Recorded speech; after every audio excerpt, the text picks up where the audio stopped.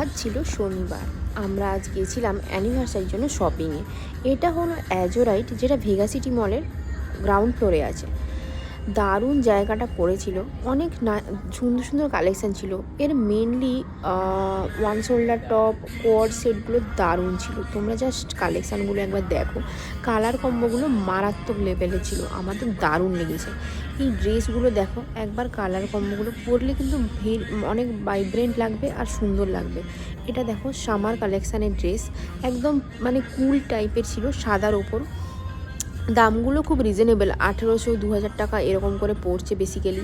এখান থেকে আমি একটা ড্রেসও নিয়েছিলাম। এগুলো দেখো আজরাক প্রিন্ট আছে, বাঁধনি প্রিন্টের আছে। ছেলেদেরও কালেকশানও ভালো ছিল, আর মেয়েদের প্রচুর টপস ছিল, আর কোয়ার্ড সেট প্রচুর ছিল।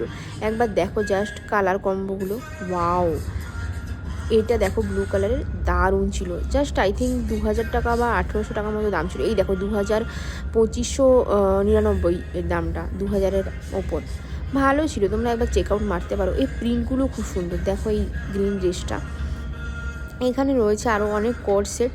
এখান থেকে আমি নিয়েছিলাম এই ব্লু কালারের মধ্যে যে কোনো একটা, তোমরা গেস করতে থাকো কোনটা নিয়েছিলাম ড্রেস হিসেবে।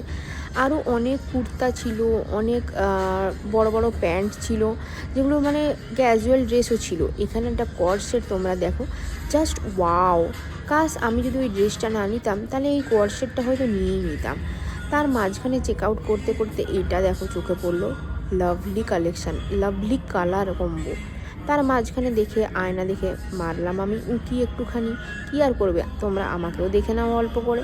ছেলেদের কালেকশানও ভালো ছিল, এই যে কোড সেটটা তোমার কথা বলছিলাম। আর মাঝখানে দেখে নাও, এটা ছিলাম আমি। ভালো লাগলে ব্লগটা শেয়ার অ্যান্ড সাবস্ক্রাইব করে দিও। বাই।